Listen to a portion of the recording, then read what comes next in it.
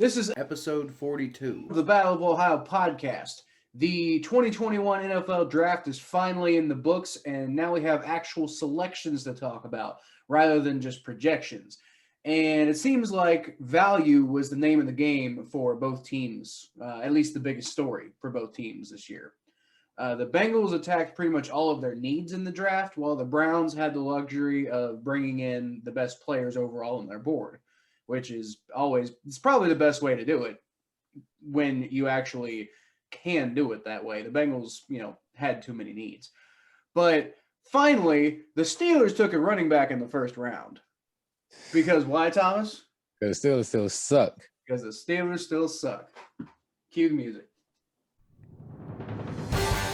Welcome to the Battle of Ohio podcast, where we follow the revival of the historic rivalry between the Cincinnati Bengals and the Cleveland Browns.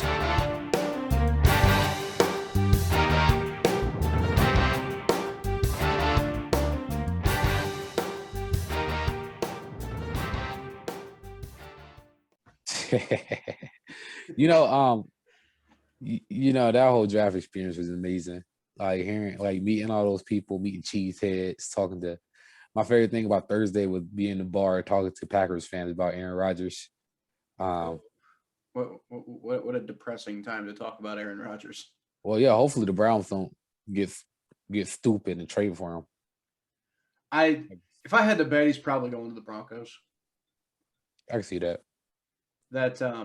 Actually, interestingly enough, that's a good topic to kind of start all this off on, because that is something that, we're mostly going to talk about the draft picks this week, I think. That is something good to start with. But before we do all that, let's talk about drinks. Do you have anything to drink today, Thomas? I'm just drinking some water today. I'm feeling a little under the weather. The weather is over me now. I'm under it. It would figure that one of the episodes where I actually am available to drink a beer at all, Thomas is over here drinking water. I got to rule up my health. I've got an Iron City beer today with me from brewed straight from Latrobe, Pennsylvania by the Pittsburgh Brewing Company in honor of the Pittsburgh Steelers selecting a fucking running back in the first round of the NFL draft when they have no offensive line. Cheers to that. I'll drink to that all day long. Fuck. Who's going to block for him? Who's going to block for him? Exactly. Like, you know what? We're going to really go through what all that means about the Steelers and Najee Harris later on in the State of the AFC North section. But just be aware, I have quite a few things to say about it, and I am reveling in their stupidity. Everybody's like, "Oh, the Steelers are such a well-run organization." Well, they haven't looked like it in a while. Be completely not the last 3 years at least. So, let's talk about Aaron Rodgers, Thomas. The main team I've heard being talked about as an Aaron Rodgers landing spot is the Denver Broncos. And it sounds like that's most likely going to be the team to happen. But what's this about? I've heard, some people saying that maybe he goes to the Browns. Maybe he should go to the Browns. What's your thoughts on it? I mean, we know you don't want him to go to the Browns, but still. It was ideas floated by Max Kellerman from ESPN First Take, and it got the whole fan base buzzing right now. I don't think that the Browns should go after Aaron Rodgers because, first of all, you got this young quarterback. You got one of the best young quarterbacks in the game right now. And his future, in 5 years, Aaron Rodgers is going to be out of the league. In 5 years, Baker Mayfield is going to be in his prime. It's a no-brainer here. It's a no freaking brainer here. You have this amazing team right now. Why would you trade for him? But I do understand why Aaron Rodgers is mad in Green Bay. They haven't spent draft picks to give him the help that he needs. Aaron Rodgers is one of the best quarterbacks, if not the best quarterback in the league. Maybe Tom Brady, but talent wise, Aaron Rodgers is phenomenal. Now he does have a problem where he keeps choking the AFC I'm sorry, in the NFC Championship game, but also, that might have to do with his defense not being up to par. So do we blame his defense or do we blame him? But I don't know. I wouldn't, if I'm the Browns, I wouldn't trade for him. I wouldn't trade for a quarterback who's descending when you have a quarterback who's ascending. That's just me. I don't like getting older. We don't have to. Well, I just think that it would just be unnecessary. I do think Aaron Rodgers is better than Baker Mayfield. Don't get me wrong. I just wouldn't do it. I don't know if I agree with the statement that Aaron Rodgers is descending. I mean, the last He's time we not saw him, descending. he was, huh? He's not descending, but he is old. Well, yeah, but the last time we saw him, he was playing at an MVP level because his general manager pissed him off. I mean, this guy is talented as all hell. If we were just talking about, what makes a football team good, if talent is the only thing that makes a football team good, then I would say that, the Browns absolutely should go after Aaron Rodgers because that's a talent upgrade over Baker Mayfield. Talent, skill, etc., all that kind of stuff. He's better than Mayfield. Aaron Rodgers is one of the most talented quarterbacks in NFL history, if not. I mean, he's not the most talented, but he's definitely up there. As far as he's up he's there. way far and away. Like, I mean, if we're talking about just talent, he's probably of his generation the most talented of all of them. I mean, Drew Brees had his setbacks. Peyton Manning had certain setbacks. I mean, a lot with Peyton Manning, it was the mental game that was mostly his big thing. Tom Brady, you want to talk about talent? It's not his thing isn't talent. Tom Brady's thing is skill. My issue with Aaron Rodgers, and the reason I agree that the Browns shouldn't trade for him, is because the man is a terrible leader. He reminds me of Dan Marino in that aspect. He's gonna be a Hall of Famer. He's obviously gonna be a Hall of Famer. He's gonna go down as one of the greatest passers in NFL history. But he acts like the Packers have never given him anything, and it's just not true. He acts like the Packers are out to get him, and it's just not true.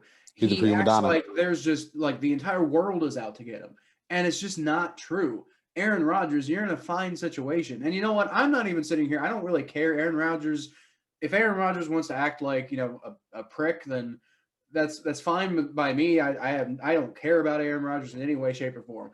But if I am a team with a young, promising quarterback like the Browns, maybe he's not as talented as Aaron Rodgers. Maybe he'll never be as good as Aaron Rodgers from a passing standpoint. But he is a better leader than Aaron Rodgers. And you have, a lot more years of Baker Mayfield to get going. And to go get Aaron Rodgers, you have to give up a hefty amount of whatever to go get him in the first place. The Packers don't want to trade Aaron Rodgers, even if Aaron Rodgers wants out. You would have to give up a king's ransom to go get him. Why would the Browns do that when they have a guy on their team who may not be as talented, but is much better mentally? Yep. I agree. Much better, on his own. I mean, I just wouldn't want. I'm not sure about. Yeah, I wouldn't want Aaron Rodgers on my team right now. And that's not saying I'm a big Aaron Rodgers fan. I love Aaron Rodgers. I think he's very talented. But like you said, he does have kind of like that NBA attitude where like you said, it feels like the world's always out to get him. And it's not like that. I understand the frustration about the Jordan Love, the Packers drafting Jordan Love, but why are you surprised that the Packers did the same thing with you and Brett Favre? So why are you surprised that the organization that did the same thing with you did the same thing with Jordan Love? It's them strategizing. So when you get too old, which you are getting up there in age, and you start to fall off, they have somebody that they could replace you with. That's just the business of the sport. The business of the sport. If I had to bet Aaron Rodgers' issue with the Packers, and I haven't talked to Aaron Rodgers personally, obviously I wouldn't know, but if I had to bet his issue with the Packers is that they didn't talk to him. They didn't consult him about the Jordan Love pick. And therefore, the Packers essentially made the winding down portion of Aaron Rodgers' career. That's no longer completely up to Aaron Rodgers. Aaron Rodgers doesn't get to decide his own fate. And while that's just kind of, you made a good point. You said it yourself. That's just the business of the NFL. It doesn't typically work like that. If it does work like that, you have to be at the right franchise and you have to be at the right level of success. The Steelers appear to be letting Ben Roethlisberger do that. But at the same time, I guarantee you, if push comes to shove enough, if Ben Roethlisberger keeps wearing out that welcome, eventually they're going to be like, dude, you got to go. Okay. This is not up to you anymore. We're making an executive decision for you. Stop it. Yeah, that man needs to retire. And I think maybe the Packers jumped that gun a little quickly with Aaron Rodgers, but at the same time, they always say, make a decision, make a big move a year too early rather than a year too late. Yep. Completely agreed. Completely agree with all that. And I just, I don't know, man. I just think that Aaron Rodgers can end up there in age, and 5 times undefeated. You do have the Drew Brees and the Tom Brady's of the world where they played to their 40s, but even Drew Brees start to fall off, after a while. 40 is a hell of a number, especially for a quarterback.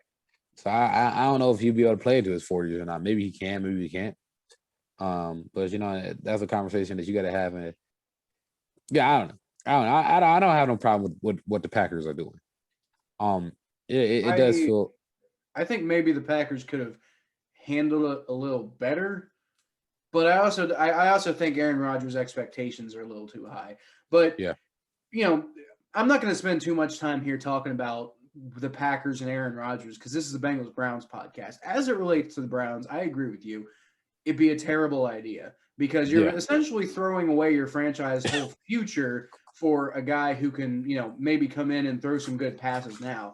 But to be completely honest, I think part of the reason the Browns are so set up for success right now is, they have a lot of talent, but they're so well connected. Like the pieces are so well connected through a system that only works when all of the pieces are working together.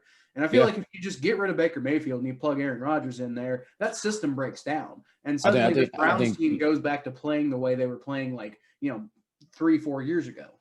And I just don't think the chemistry is going to be there. I think that the Browns build a culture with each other. I think Baker Mayfield built a culture with teammates. Exactly. The Browns finally have that culture they've been searching for decades. And I just wouldn't do it. Throw it all away just because, there's some, old Hall of Fame quarterback who's sitting around and wants to be in the spotlight again. Yeah. No, I agree. I completely agree with you. I wouldn't do it. Yeah. No, I wouldn't do it if I was the Browns. I certainly wouldn't do it. I haven't heard anybody even suggest it for the Bengals because I don't think anybody on the planet would make that argument. So that's probably kind of irrelevant.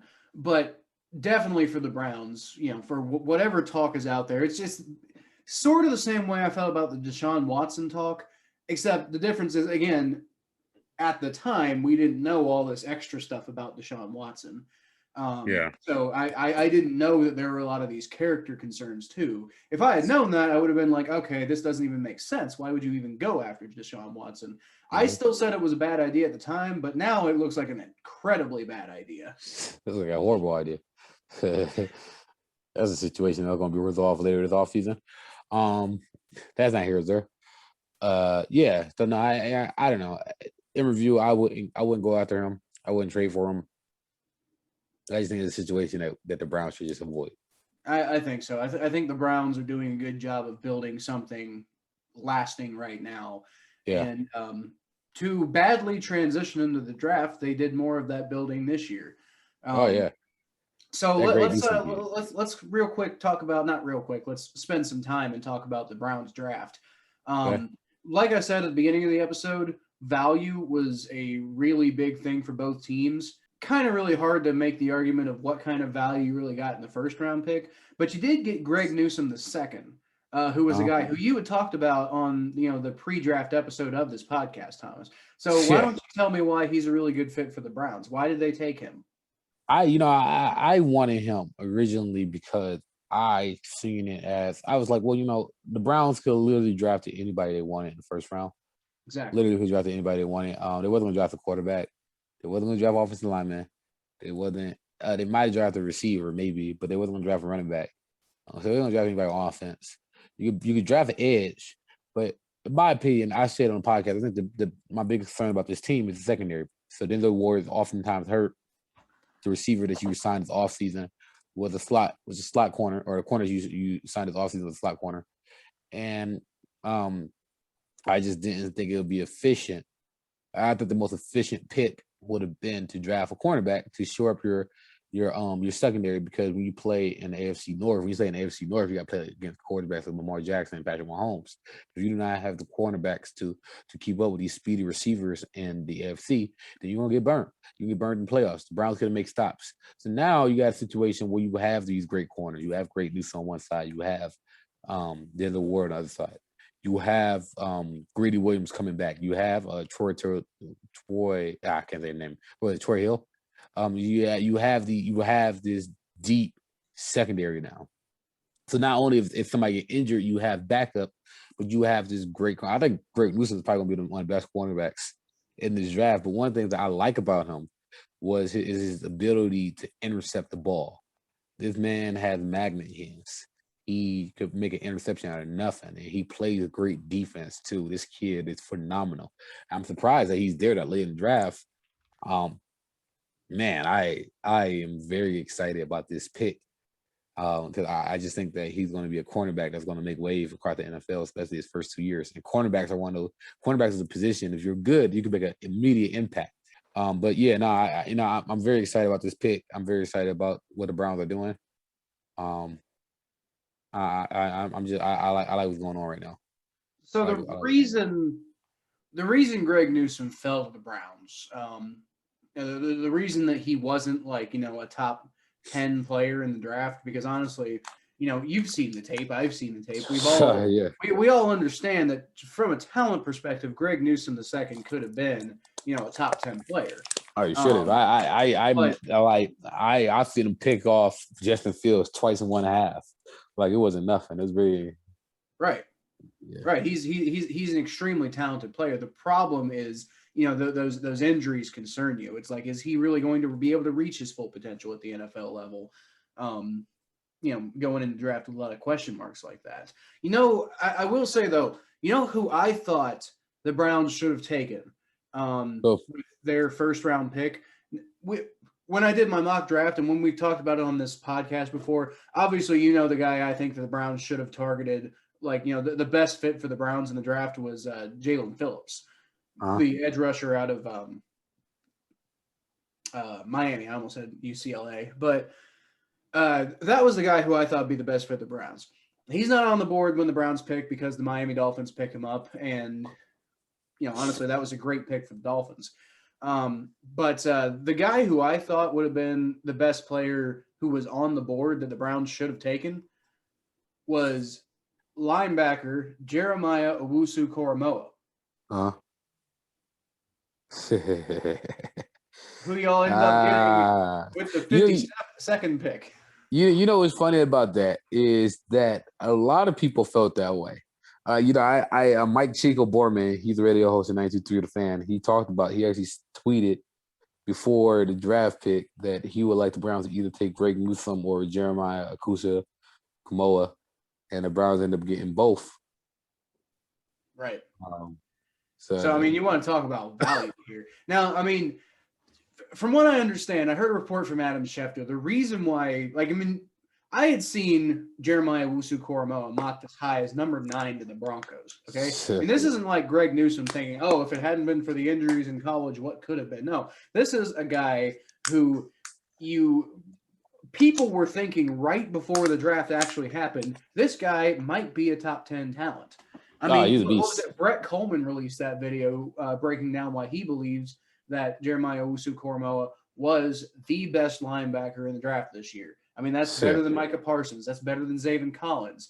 That he had a lot of talent. He had a lot of people who loved him. The only reason why he fell to the 52nd pick is because there was a report I heard from Adam Schefter. Apparently, there was a medical report going around that he had some sort of heart issue. Heart condition, yeah, some sort of heart condition that prevented him prevented NFL teams from really wanting to commit to him that high.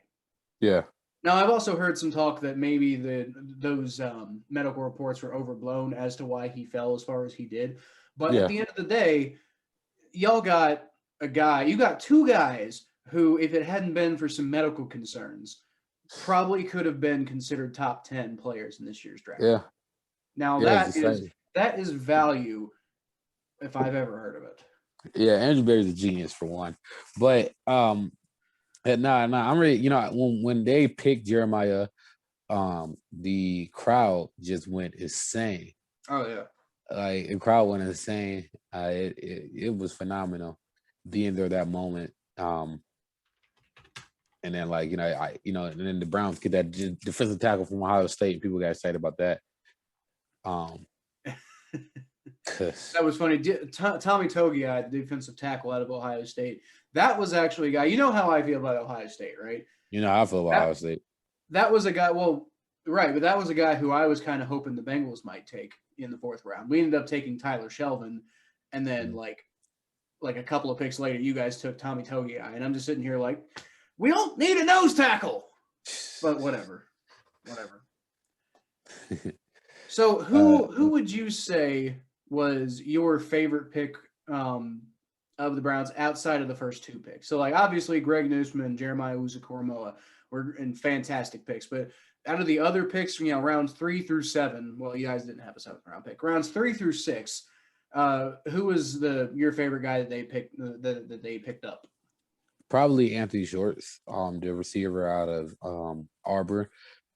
I wouldn't say that he's my favorite pick because I don't really know much about these kids, but he's the most interesting pick to me because I didn't want them to draft a receiver. Now this is a kid that they said that his only problem is his route running.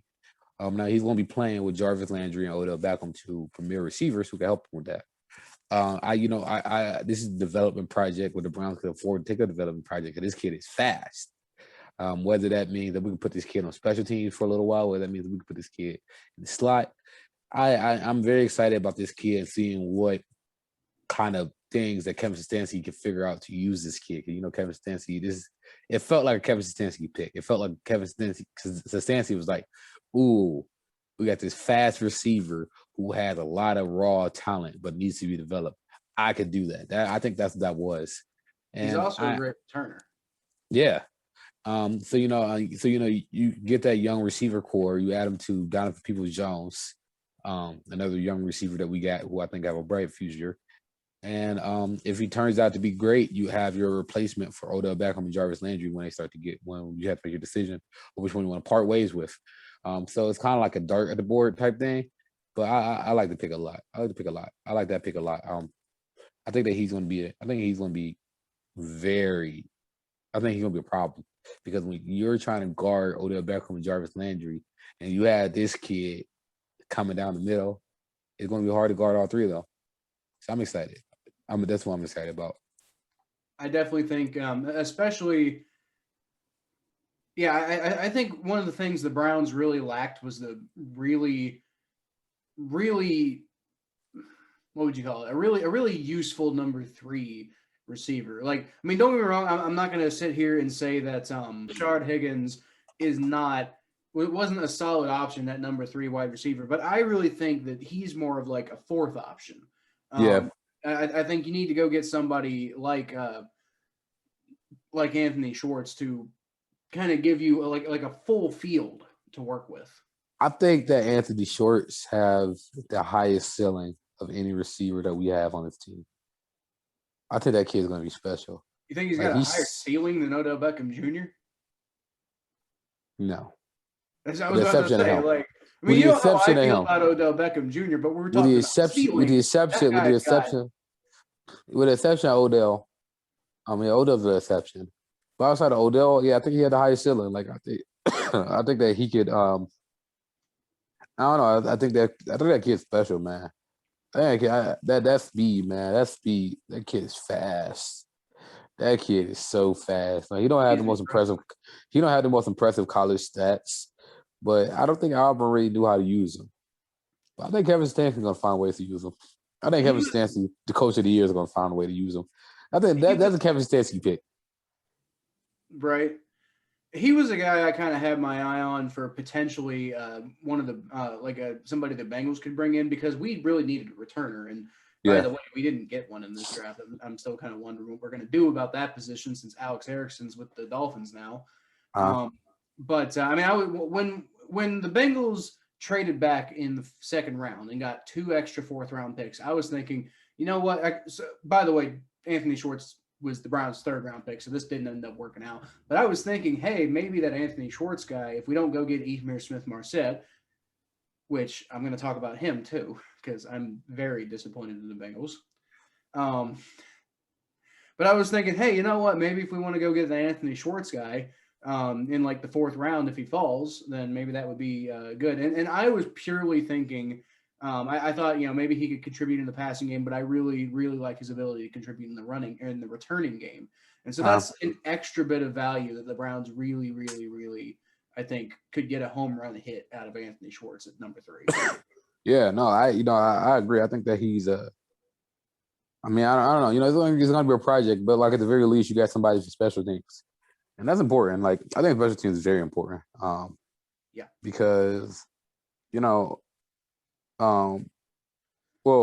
biggest reason why is there's a difference between starting the ball at the 20-yard line versus starting the ball at the 40-yard line. Right. Because that means that you got to drive the ball 60 yards instead of 80 yards. Instead of the ball at 40, you need 30 yards to get in the field goal position. That's a big difference. So I like that pick. I like that pick a lot. I like that pick a lot. I'm pretty. It intrigues me. I'm not saying that he's going to be the second comment or anything, but I think this kid got a lot of potential. I think this kid got a whole lot of potential. So I'm excited. I think he does too. I think the Browns overall. Just real quick before we transition to the Bengals, Thomas, why don't you give me? I personally released a full draft grades video for the Bengals. So if y'all want to go check that out, that's something that I did a couple extra things in this video. I think it sounds, overall, I think it's composed a lot better than the videos I've put out in the past. So maybe worth checking out just to, if anything, just to hear my analysis of the Bengals. 10 picks, by the way. Like we had 10 picks, which is awesome. But anyway, in as far as grades go, overall, before we transition to the Bengals, what would you say your grade for the Browns in this year's draft is? I might be honest with you. When you have these players, you don't really know how well they're going to be in the future. So this is always just guesstimation. Yeah, I give them an A. I give them an A because you address your cornerback problem. You get a linebacker, you get a speedy receiver, you get a defensive tackle. They literally addressed every single one of their concerns. Mm-hmm. And they also put players where they could develop in positions where they could develop and have future success because they're not immediately put in a position where they have to start where they can learn. And I think that's important in football. So yeah, I give them an A. I give them an A for sure because first of all, I love the Greg Newsome pick. And I love the JOK pick too. The fact that you get 2 first rounders in the first 2 rounds is just phenomenal. I think I might also give them an A. It's kind of hard to really say because the Browns have such a talented roster already. It's like, with the Bengals, I was able to come up with a very specific grade for the Bengals overall draft because the Bengals had so many different directions that they kind of really needed to go and so many different things that they need to accomplish in the draft. And it was pretty easy to come up with a grade based on how they addressed everything that they had to do. The Browns, on the other hand, all they really had to do was just go get talented guys. That was literally it. So I think you make a good point. It's going to be a little harder to grade the Browns draft class because it's really just about, like, are these players good or not? We'll find out. Yeah. Because, the Browns didn't really need to manipulate the draft the way the Bengals needed to manipulate the draft. Because, like I said, they've already got a playoff. They've already got a roster that, with, 1 or 2 extra pieces could possibly be contending for a Super Bowl before too long. Yeah. Totally agree. So, anyway, let's go ahead and move on and talk about the Bengals draft. So, the biggest, so there were a lot of really big stories surrounding the Bengals draft, but as far as the national media is concerned, the biggest thing is that big fucking surprise, the Bengals selected Jamar Chase with the number 5 overall pick, which if you watch this podcast, you knew that was going to happen. We talked about it. I've been telling you for weeks and weeks and weeks that it's gonna be Jamar Chase. Like the whole Penei Sewell versus Jamar Chase versus Kyle Pitts debate, by the way, which I was on Team Pitts. But regardless, You the both were. whole debate is shut down. It doesn't exist anymore because it's gonna be Jamar Chase, assuming he's on the board. The only thing that could change that is if the Falcons decide to get a hair up their ass and go for Jamar Chase because they're potentially wanting to trade away Julio Jones. They didn't. They went with Kyle Pitts, and suddenly that temptation was off the board. So I think the Bengals made the right pick by taking Jamar Chase. We do. You do. I like that pick. I like the Bengals draft. I think Jamar Chase, he already had that chemistry with Joe Burrow. They played together before. But also he's widely considered the best receiver in the draft and a very deep receiver draft. So I love it. I think that and also I know a lot of people want to a guy who's been talked about as the best receiver in the last couple of drafts too. Yeah. No, I think Jamar Chase is going to be excellent. I do like the fact that I didn't have to go immediate. I said this a while ago. You guys don't have to go immediate offensive lineman in the first round. Y'all went offensive lineman in the second round. They got a very good offensive lineman, Jackson Carman, and from Clemson. I like that pick. I like I kind of wish y'all went. I don't know. I would have went heavy offensive lineman in this draft. I would have went second and third pick offensive line. Well, we went second, of course.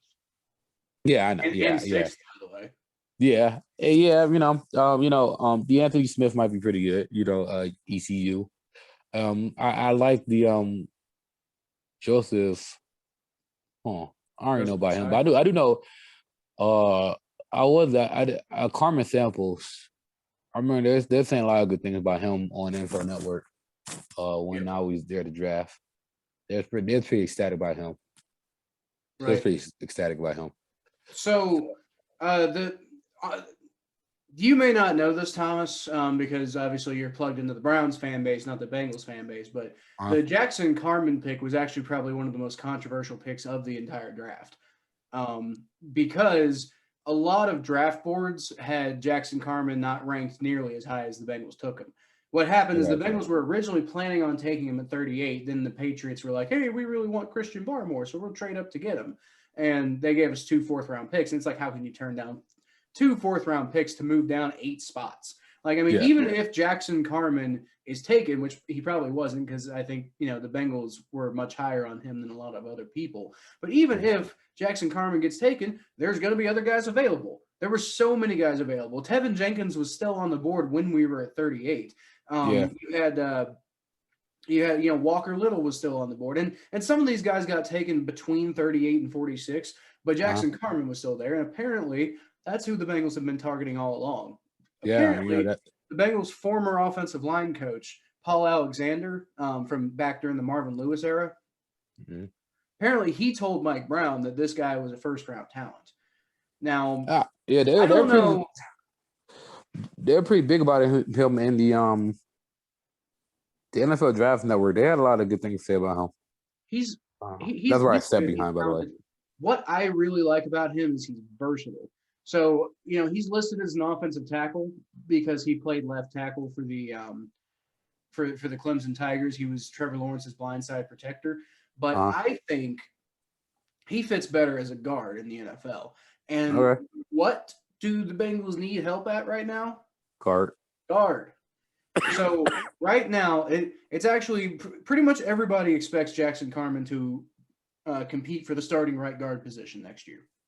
So you've got a Bengals starting offensive line in 2021 that is now likely to be Jonah Williams at left tackle, Xavier Su'a-Filo at left guard, Trey Hopkins at center, Jackson Carman at right guard, Riley Reif at right tackle, which is a massive upgrade over last year. It was Jonah Williams at left tackle, Michael Jordan at left guard, the guy who got Joe Burrow hurt, Trey Hopkins at center, Alex Redmond, some undrafted free agent who just constantly gets penalties and is way too over aggressive in his playing style at right guard, and Bobby fucking Hart at right tackle. And not only that, but we replaced Jim Turner, the offensive line coach, with Frank Pollock. So, I mean, I'm not going to say the offensive line is fixed now because we have to see them actually play and put it all together.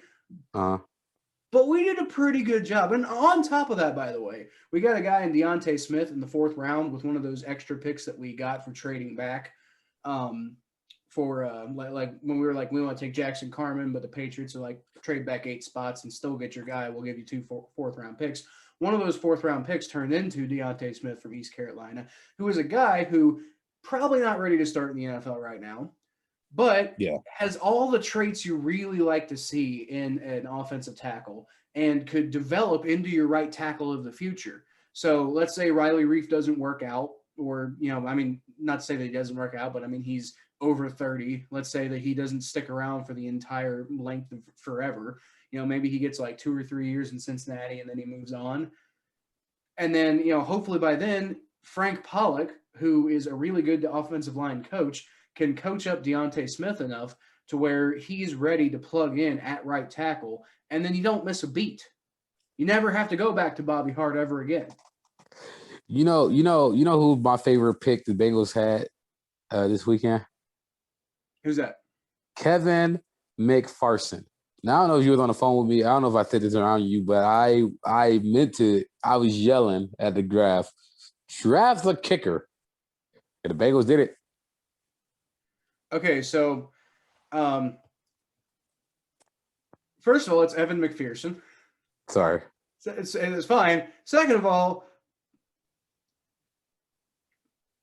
what is wrong with drafting a kicker? Like, you think about it. Okay, the kicker is the highest scoring player on your team. So you gotta make sure that you have people neglect kicker and it be the death of them. Like every single time. Need to take him that high.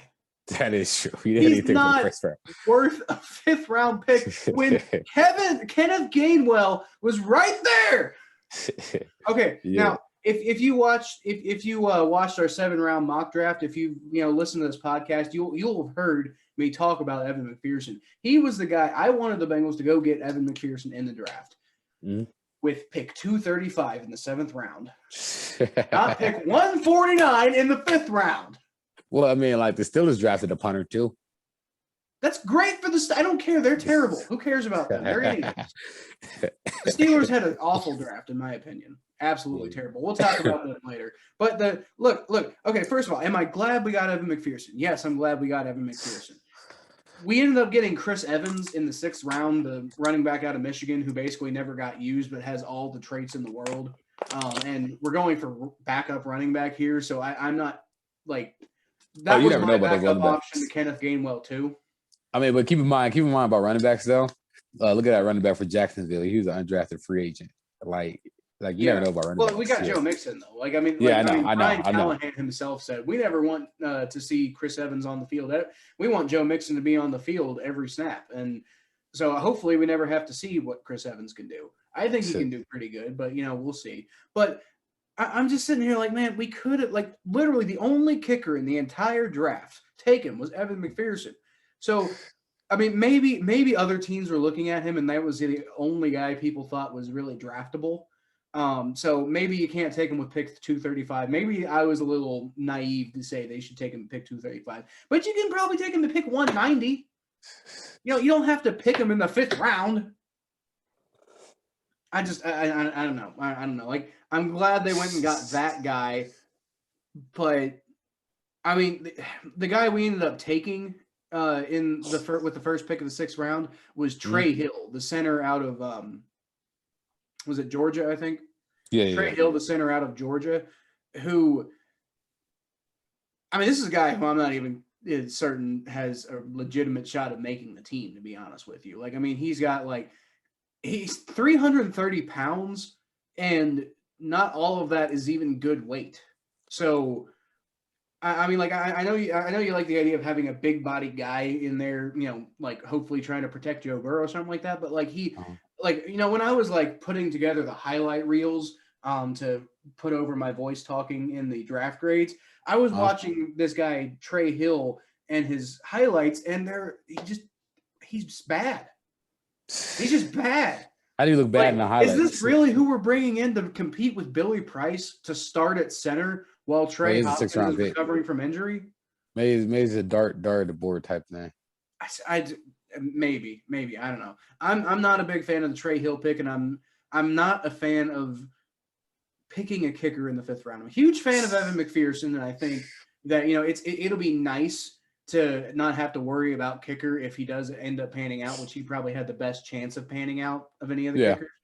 Yeah. But it'll be nice if we don't have to worry about kicker. That will totally be worth the 5th round pick. Yeah. But again, the fact that you didn't need to use a 5th round pick on it, and there were really talented players available, like again, Kenneth fucking Gainwell. Look, man, who knows? Maybe Troy Hill might be the second coming. I don't think so. If you look bad in your highlights, I don't know how you look bad in a highlight reel. Like the highlight reel is literally supposed to highlight your best plays. So if you look bad in your highlight reel, that means it's not. I couldn't really find a highlight reel for Trey Hill. I was relying on tape from like somebody put together a lot of like a compilation of stuff he did at the Senior Bowl. So I guess it was good and bad, but I hesitated to see much that he did that was good. He was just kind of like in practice, he was getting his ass kicked by the opposing defensive ends. So I'm just I don't know. I don't get the vision with Trey Hill, but at the same time, it was a 6th round pick, so just take a flyer on some guy you think might work out. I don't know. Yeah. The interesting thing about this, though, is the Bengals, some people have been suggesting leading up to the draft that the Bengals should double down on offensive line or defensive line. Well, they doubled down on both offensive line and defensive line, and then they tripled down on offensive line and defensive line. So you can see what the Bengals were trying to do here. They addressed their needs, and they pretty much only addressed their needs, pretty much because that's what you had to do. But, I already talked about Jackson Carman. I already talked about Deontay Smith. I already talked about Trey Hill. But what I haven't talked about yet is the defensive line. Just like they basically revamped their starting offensive line, they also pretty much revamped their starting defensive line. They added Joseph Osai and Cameron Sample and Tyler Shelvin in the draft. And Wyatt Hubert, by the way, the 7th round pick that, from what I'm understanding, was talked about as potentially a 5th round pick. So that one's another one of those things that, we took a kicker in the 5th round, but then we took a guy in the 7th round who was talked about as a 5th round pick. So maybe it kind of evens out. I don't know. But it's kind of similar to the biggest criticism. I talked about this a few minutes ago. The biggest criticism against the Jackson Carman pick is the fact that a lot of people thought you could get him with your 3rd round pick. You didn't have to take him with the 2nd round pick. If that's the guy who you were truly targeting, then you didn't need to take him that high. But they went and got Joseph Osai with the 69th pick, the 3rd round pick. And there was a lot of talk about him. I actually almost put him in the 1st round of my mock when I did my 32 team round 1 mock draft. I almost put Joseph Osai going to the Buffalo Bills with their 1st round pick. I ended up taking it might have been Jason Oweh, who ended up going to the Baltimore Ravens. But I was seriously considering giving them Joseph Osai because he was widely considered to be somebody who's probably going to be taken, if not in the 1st round, early in the 2nd round. So a lot of that question of value that people have about taking Jackson Carman in the 2nd round is balanced out by the fact that you took a guy who people would have been totally okay with you to like if they had taken Joseph Osai with the with the 46th pick, let alone the 38th pick, people would have been like, oh, that's a great pick. Joseph Osai, he's a very good defensive end. He, the weird thing to me is he's kind of more like a off-ball linebacker type. He's not really like a hand-in-the-dirt defensive end. So I'm wondering if we might be transitioning to a new defensive scheme because we pretty much drafted all 3-4 guys, and we've been running a 4-3 forever. But we drafted all 3-4 guys, which was interesting. So I think we might be transitioning to a new defensive scheme. But anyway, you get Joseph Osai with the 69th pick, and you get Jackson Carman with the 46th pick. And if you switch those picks, they look like both very good value picks. And you could kind of make the same argument on the you could kind of make the same argument with a lot of the rest of their picks. Like I said, Wyatt Hubert. If you swap him and Evan McPherson, they both look like great picks. If you put Wyatt Hubert in the 5th round, hey, that's a pretty good pick. Evan McPherson with pick 235. Hey, you went and got your kicker. Good for you. It's just the order that they took the players this year was very strange. Well, I mean, when you're looking at a team like the Bengals, you have a team that have a lot of holes to fill. I mean, yeah, y'all get your quarterback of the future, but like at the same time, you guys got to make sure that you guys have you guys got a lot of holes they got to fill. And I don't mean that in a negative way. You know what I mean? Like, you're a 6-win team. Now, you do have your quarterback of the future. You got a hard park down. You just got to fill up. You got to fill holes with players you think that's gonna match what you think the team could be. Well, it seems like they did that because, yeah, like I exactly. said, it seems like they may have fixed the offensive line. Now we got to see them play first, but with all of the additions they made, it seems like they may have fixed the offensive line. They added Jamar Chase, which completely. A lot of people forget. One of the biggest criticisms against the Bengals in 2020 was the fact that they just could not get the deep ball off to save their lives. A big part of the reason why Joe Burrow was getting hit so much wasn't just because the offensive line was terrible, but it's because the receivers could get no separation. Exactly. So you put Jamar Chase up there, and a lot of those coverage sacks goes away, which, by the way, Matt Minnick from Cincy Jungle posted a stat that 38% of the Bengals sacks in 2020 were coverage sacks. So, people are like, oh, if you don't go get Penny Sewell, then Joe Burrow's never going to get the ball off. But it's like, okay, but if you go get Jamar Chase, then somebody's going to be open for him to get the ball too. Yeah. So, I mean, that helps. It really, really helps a lot. And Joe Burrow is a superhuman who doesn't really care if there's pressure in his face or not. But anyway, I'm getting off topic here. Trying to transition back to the defensive line. If they do continue in their 4-3 system, which it doesn't look like they're going to, but it's easier for me to talk about what they're going to do because they've just ran a 4-3 system for so damn long. So it's most likely going to be Trey Hendrickson at left defensive end, DJ Reader at nose tackle, Larry Ogunjobi, thank you, Browns, at 3 tech. Y'all gonna love him. Y'all gonna love him, I promise. And then the new draft pick, Joseph Osai, at right defensive end. Again, that said, they're easily able to transition to a 3-4 defense system, and the way they drafted makes me think that that's what they're planning on doing. So I'm thinking that the starting defensive line could really just be all of their defensive tackles because they have a lot of athleticism at defensive tackle. So you could have Larry Ogunjobi at 3 tech, Tyler Shelvin at nose tackle, and DJ Reader at 0 tech. And then you have like Trey Hendrickson and Joseph Osai or Sam Hubbard playing those off-ball linebacker roles. And that defensive line, to me, is terrifying if I'm an opposing team for the Bengals. And then, by the way, you've also got Cameron Sample, who the Bengals picked up in the 4th round, who posted I think it was a 90.4 pass rushing grade per PFF the last season. Now, granted, he was playing at Tulane, but still, he scored a 90 in pass rush over the whole season. I think that guy might have been brought in as a rotational pass rushing specialist for the Bengals, which they desperately needed. I don't mind the Bengals draft. I still think, I said this podcast multiple times. I think the Bengals are going to be the playoffs. I still think I stick by that claim. I think you give Jamar Chase. I think that's a big addition to the Bengals. I think Jamar Chase is going to be generational talent. That's exciting. Anytime you get a generation talent on your team, it's exciting. I think Jamar Chase is going to be a hell of a receiver. I think he's going to be a hell of a receiver. I think, oh God, I can't wait. I can't wait to see what Joe Burrow can do with that kid.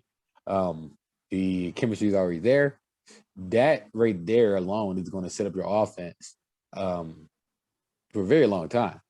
I think your offensive line is improved. I think your offensive line is acceptable now. I think it will be acceptable. It's really hard to have a great offensive line in the NFL. One of the hardest things to solidify and lead. I don't even think you need a great offensive line, to be honest. You just need a decent one. Somebody give your quarterback time. And y'all going to give Joe Burrow time. And with that bad offensive line last year, Joe Burrow's rookie season, he was tearing up the league, especially with his passing stats. So you give that man a receiver, you give him some help. I'm not disappointed with the draft. I think that when y'all in the playoffs next year, I don't think y'all not going to be worried about this draft.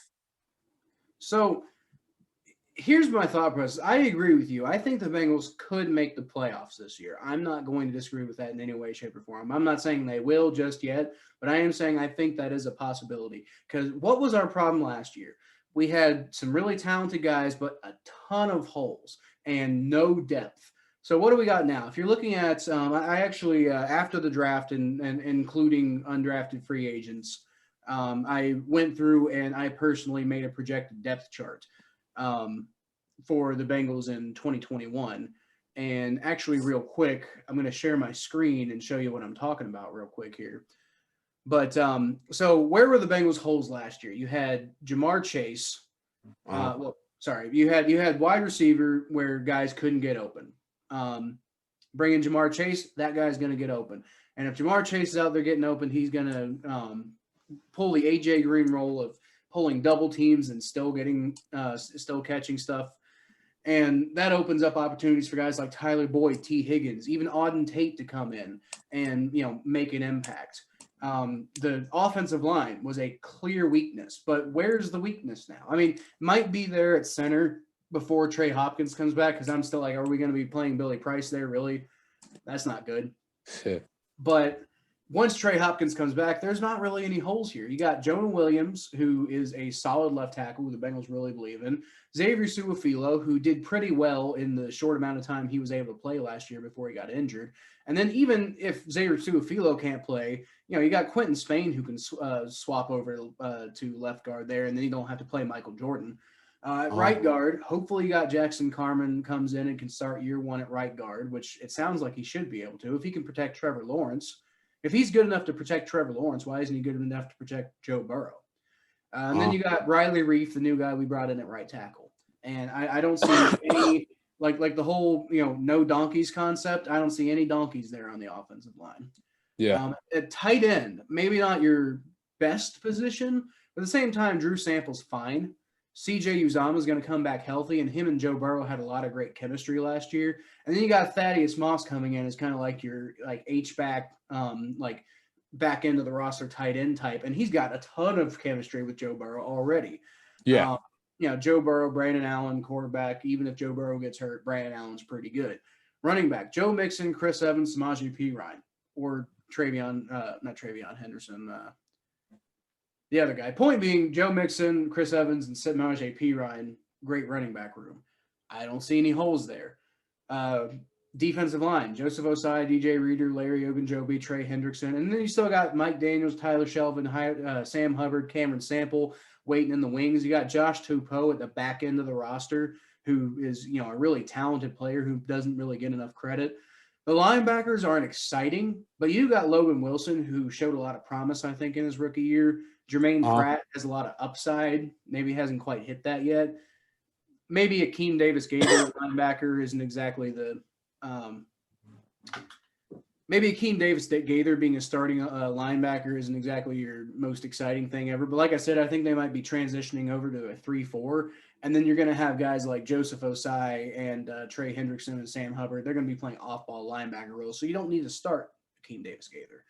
At cornerback, that was a problem last year, especially with all the injuries. But now you got Trey Waynes coming back healthy. You added Chidobe Awuzie. You got Darius Phillips playing that third maybe slot type role. And then you added you got Eli Apple, Ricardo Allen, and Mike Hilton as backups. I mean, that's just an incredible room right there. Von Bell, Jesse Bates at safety, Kevin Huber, Evan McPherson at the two specialist roles. And then Clark Harris at the long snapper role. Okay, so here I actually did find a hole. I don't know what we're going to do at returner. I don't know. We got Darius Phillips and Tyler Boyd here. Is that really our plan at returner? Brandon Wilson's a great punt returner, but at kick returner, what are we going to do?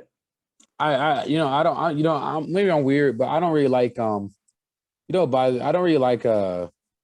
really like your top receivers to be returners, kick returners or punt returners. I don't know why that always bothers me.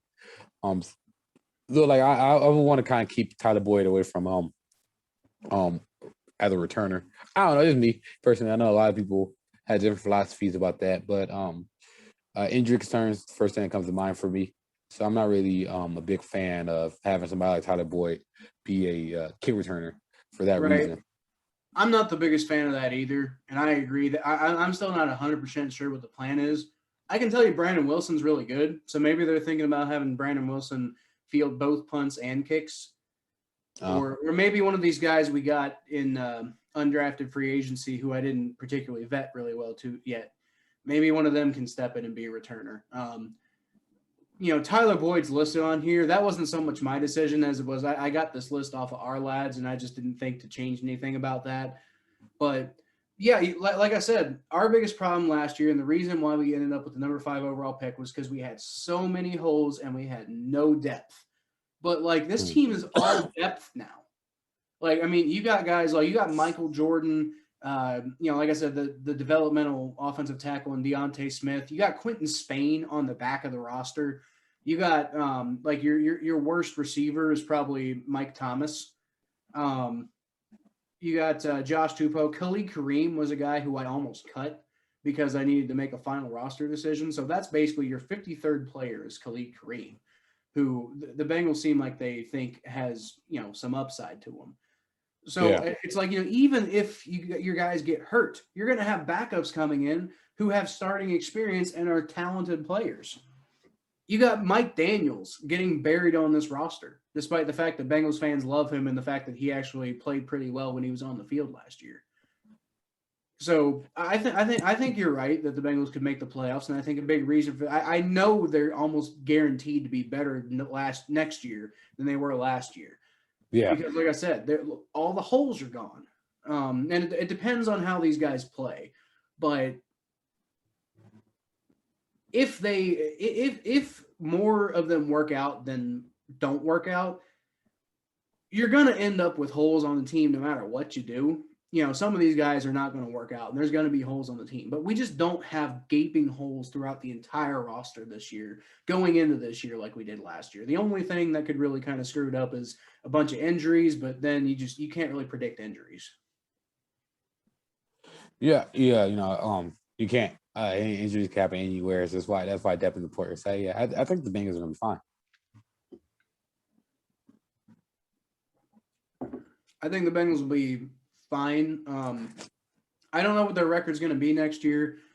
I give them 9-7. I think that should be enough to make playoffs. Because I think when you're in the AFC, I know the AFC was like incredibly good last year. Here's the thing, Thomas. Every single year in the NFL, I saw a stat. It was interesting. Every single year, there is one team in the NFL that goes from one of the worst in the NFL the previous year to one of the best in the NFL the next year. Yep. And I think right now the Bengals look poised to be that team as much as anybody else in the NFL right now. So why not? Well, maybe the Chargers. The Chargers look good. I don't think the Chargers look. I think the Ravens are going to be one of the teams to fall off, though. I think the Ravens and Steelers are going to both kind of. You're going to start seeing both of those teams. Definitely going to fall off. That's actually a good transition to the state of the AFC North, by the way. Let's talk about what the other NFL team, the other AFC North teams did in the draft this year. The Ravens, they had a pretty respectable draft haul, and it got hilariously booed to shit and back, by the way. And thank you, Cleveland fans, for making a rather funny reaction to literally anytime anybody related to the Ravens came up on the stage. That was funny. And then you didn't boo Jamar Chase, so thank you. Why would boo Jamar Chase? Because he plays for the Bengals. And maybe you don't hate the Bengals, Thomas, but a lot of Browns fans do. Yeah, sure. So, Not yet, I don't. Well, that's probably because we've been terrible for a while. Not yet, I don't. Not yet. Yeah. Oh, yeah, I will soon. Hopefully, I literally had this conversation with a Bengals fan. I told him that I think Baker Mayfield and Joe Burrow is going to be a premier rivalry in the NFL. I look forward to that. I think the NFL wants it too. That's the thing. Like, yeah. a lot of like big national media members have talked about this before. They would love to see a Baker Mayfield Joe Burrow rivalry in the NFL. I think it'd be nuts. The NFL Network played that. The NFL Network played that play that. I've seen him play both those games twice between Baker Mayfield and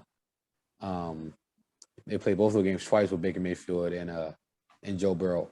And I do those games. Those games are insane. Those games are insane, especially that second one. That second one was just insane. And I just think that I don't know. I talked to somebody at the bar about this. Like, I think Baker Mayfield and Joe Burrow is going to be something that we're going to watch for generations. I think that's going to be insane. I think they're both going to win Super Bowls. I think they're both going to win MVP. I think they're both going to be excellent quarterbacks, and they're both Heisman quarterbacks. It's going to be something to watch for a while. It's going to be exciting to watch, I think. But getting back to the Ravens, like I said, their draft got booed, and that was funny.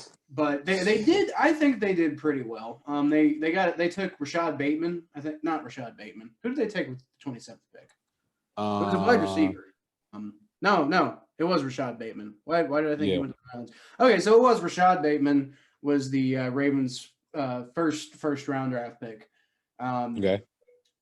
Which makes sense because that's the only way they can get top quality wide receiver talent into their organization, right? Because nobody wants to sign to play with them. They know that they're not going to get any, catches because it's a running offense. Ooh, they got Brandon Steffen, the guy out of SMU. I like him. I watch a little American League football here and there. Interesting. I didn't know they did have 2 first round picks, and they got Jason Owu. That's a pick.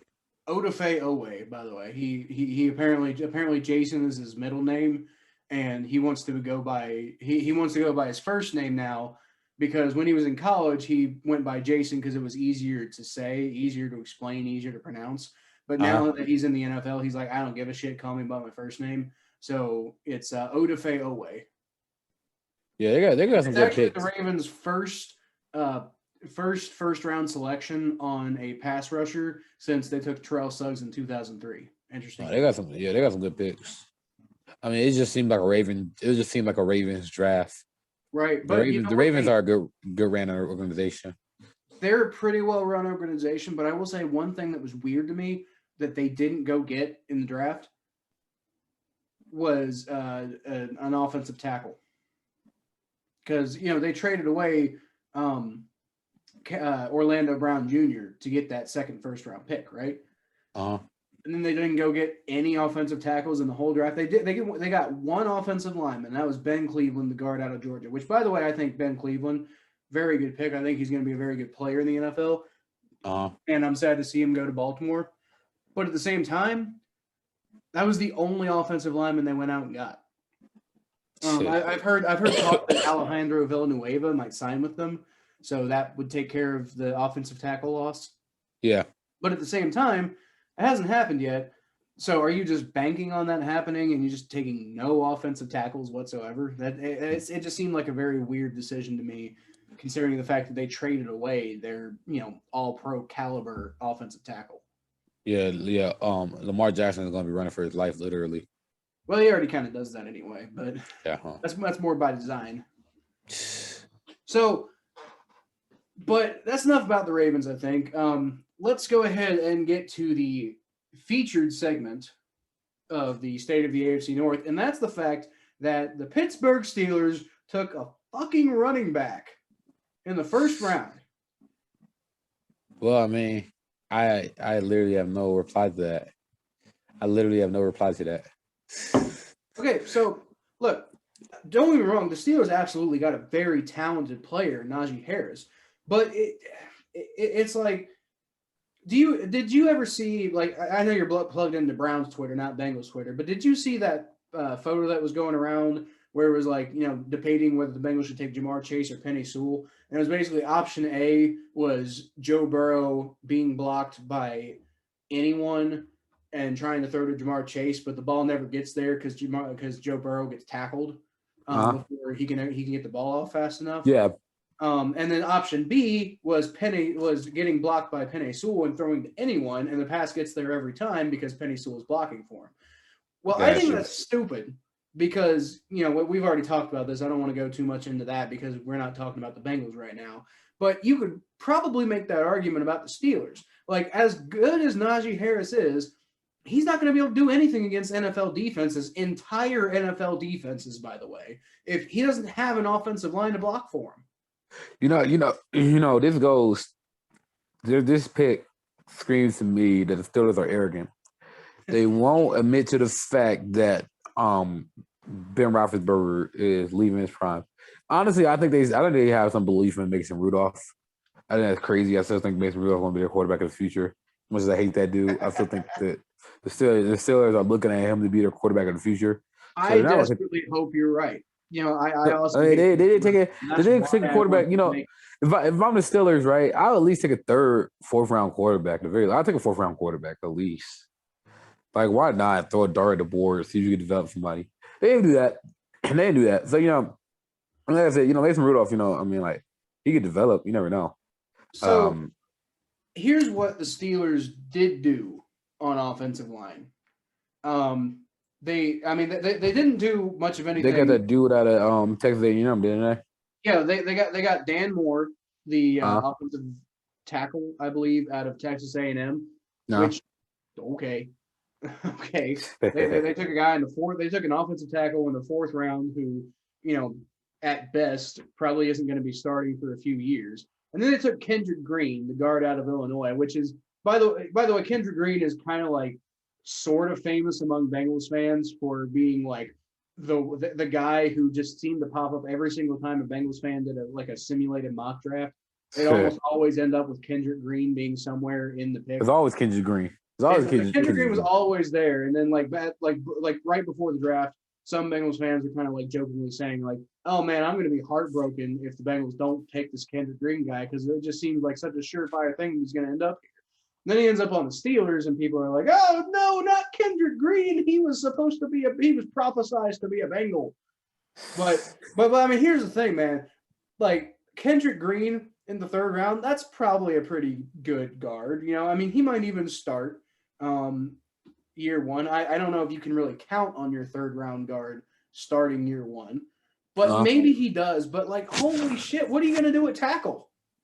I was thinking about this, man. I was thinking about this. The entire rest of the offensive line, like the Steelers' offensive line is in shambles, and you take a running back with your first round pick, and then you barely address offensive line with the rest of your draft. Like, what a joke! They got good defense, though. They took a tight end with their second round pick. You look, man. I don't. I'm with you, man. I don't. This running back. And at first I was excited. I was like, Najee Harris is a good pick for Steelers. I think he'd be a good running back. And then I thought about it, and I'm like, nah, because not only is like your point about them not having anybody to block for him, which was a problem last year, but also I don't really trust these Alabama running backs. Unless your name is Derrick Henry, I don't really trust these Alabama running backs. I mean, Mark Ingram's okay, but he's okay. Trent Richardson had 1,000-yard season, and then he's playing for the AAF and the XFL. So I mean, like I'm not really sold on these Alabama running backs right now. They don't really have a good track record, and I know you can't judge a player from the past players from an organization, but maybe you can. And when you talk about a running back in the first round, that is the biggest gamble in football. Like, go back and ask the Giants if they regret taking Saquon Barkley. Y'all remember him? Yeah, I remember him. I love Saquon. But what have the Giants done with him? I love Saquon, but or like Ezekiel Elliott. So these first round running backs, they have a good season. They have a good first season. And then what happens when you don't give them off the line? They start to tail off. Yeah. We got Ezekiel Elliott. So Ezekiel Elliott came in the league tearing it up. Think about now this. You don't think about him. James Conner was a Pro Bowl running back in 2018 when he burst on the scene, right? So I don't think James Conner was the problem. I don't think magically, he goes to the Cardinals. Now the Steelers are free from the burden that is James Conner. Like, no. James Conner was a fine option at running back. Upgrade, yeah. Is Najee Harris an upgrade? Absolutely. But if you couldn't get the job done with a Pro Bowl running back in the backfield, then it probably wasn't the running back's fault. And you're probably not going to fix the problem by going and getting a better running back. I don't really think. Honestly, I don't really think James Conner's that good. I think he's okay. I don't really think James Conner's that good though. Shit, they got another run. I don't know if James Conner is like fantastic or anything, but I do think he's capable. I'm with you, man. Like the Steelers have way too many gaps for them to be drafting a running back right now. Because they all right. So you're saying that you're gonna stick with Ben Roethlisberger, right? That means you're a win now mode.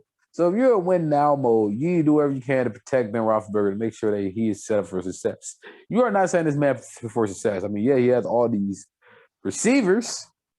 He had a lot of great receivers, Clay Claypool, and Juju. So he has good receivers around him. Receivers. But like it just feels like they're not doing anything to make their team better. Like I don't know. What's the plan here?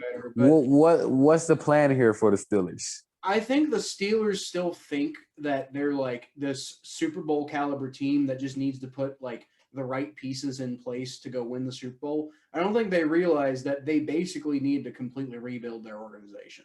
I don't think the Steelers are capable of self-assessment and self-criticism enough to realize the fact that their system's broken. They need to come up with a new system. And I'm not saying that means you got to fire Mike Tomlin and start over from scratch completely, but I am saying that the old ways aren't working anymore, and you can't just keep rehashing the same thing over and over and over again. You got to realize that you got to do something new, and that probably means moving on from Ben Roethlisberger.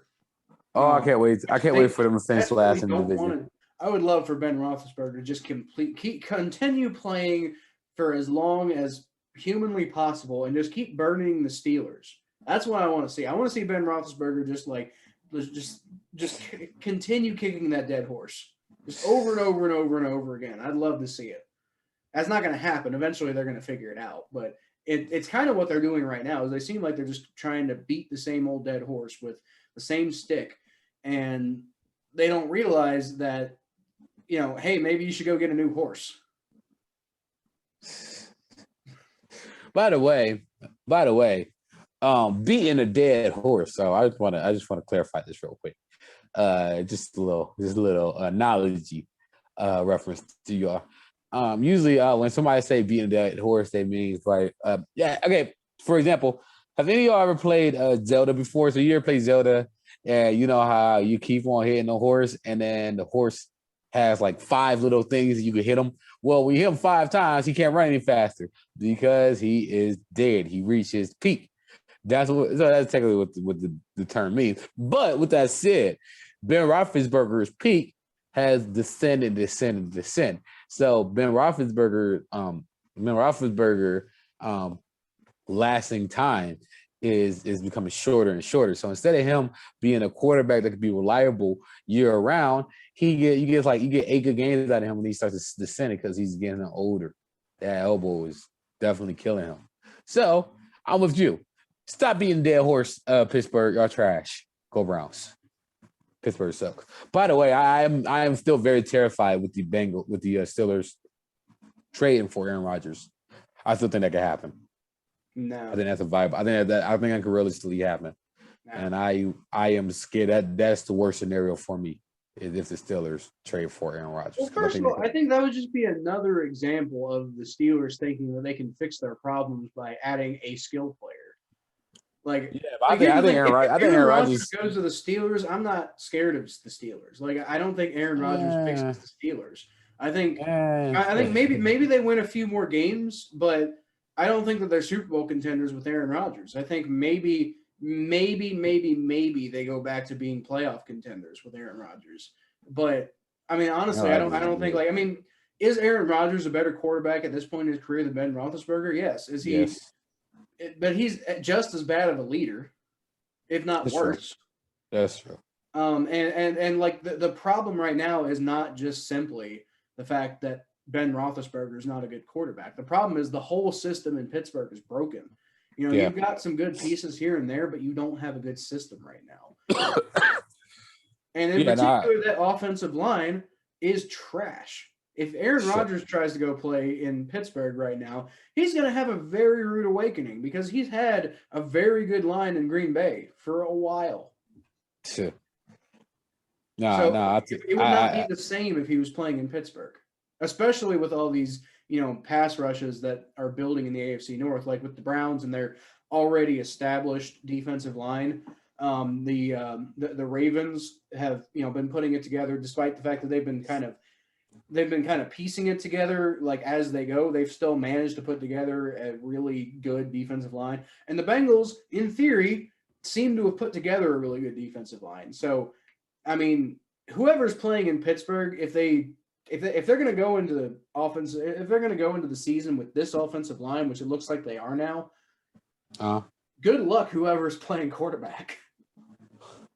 And good luck Najee Harris, by the way. Which, by the way, I'm sure Najee Harris will still put out some highlight-worthy reels, and people are going to be hitting me up and be like, "You were so wrong about Najee Harris. He was a great addition to the Steelers." But let's just say give him 3 years. They win.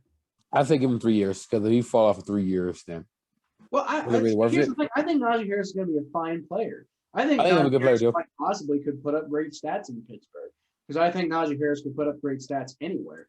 I'm just saying, you don't got offensive line. They win. I think he's gonna be really good. I just don't, I don't know. I'm with you. There's problems here that they're not fixing, that they're not addressing. And it's hilarious, and I would say kind of sad, but it's not sad at all. It's great. So anyway, guys, thanks for listening to this episode of the Battle of Ohio podcast. You can find me at Kyle Phelps 92 on Twitter. If you want to follow me on social media, you can also follow me on Facebook.com/thephelps. I got you can also look me up on YouTube, Kyle Phelps on YouTube, just real simple. It's just me. I'm starting to put out videos right now. I'm not quite sure what the frequency is going to be, but I just put out a mock draft video, and I put out a draft grades video for the Bengals. So, I kind of had some fun doing it, and I might start doing more of that kind of stuff. Look at you marketing your brand. Do what? Look at you marketing your brand. Hey, man, I got to market something. But, hey, I market you all the time. Like I said, you can find Thomas at T_star94 on Twitter and Instagram. He's got a YouTube page called Blowdown Page, which I have advertised on every single episode of this podcast, by the way. I need to advertise you more. Now I feel like a douchebag. Go listen to Kyle. Go watch Kyle videos because nobody knows football better than Kyle. Like, honestly, though, I'm gonna be real with y'all. Kyle knows. He's so in depth with his football knowledge. Kyle is probably the best football person I know, for football personality that I know that does not work for a major network. The best. And I say that with confidence. I think that Kyle is amazing with his analysis and his knowledge of the game and the college game. Just been out there. Which is funny because I didn't play the game past middle school. Yeah. But I mean, we're talking seriously. I know plenty of people who I talk to on a daily basis personally who can out-talk me in football. But I appreciate the kind words. Anyway, guys, like I said, go follow us on the social media. Go check out both of our YouTube channels. I'm still not sure of the frequency of mine, but we got this podcast, so I'll be committing to this podcast at the very least. And occasionally I'll put out videos, and maybe if you guys like them, maybe I'll put out more. I don't know. We'll see what's going on, but I don't know what my own individual stuff is going to be looking like right now, but we'll see depending on how people like it. If you like this, don't forget to like, comment, subscribe. Let us know what your thoughts are. What do you think about the Bengals draft? What do you think about the Browns draft? What grade would you give it? Did we say anything that was really stupid that you think needs to be addressed? Did we say anything that was really smart that you want to give us credit for? That'd be really nice too. Interaction. We love it. We love talking to you guys about our thoughts and everything. If you want to come on an episode of the podcast, hit me or Thomas up. We always just like having people on to throw in a little bit of extra flavor in there. But yeah, anyway, thanks for listening, everybody. That's pretty much it. So I'll leave you all with a Who Dey. Go Browns.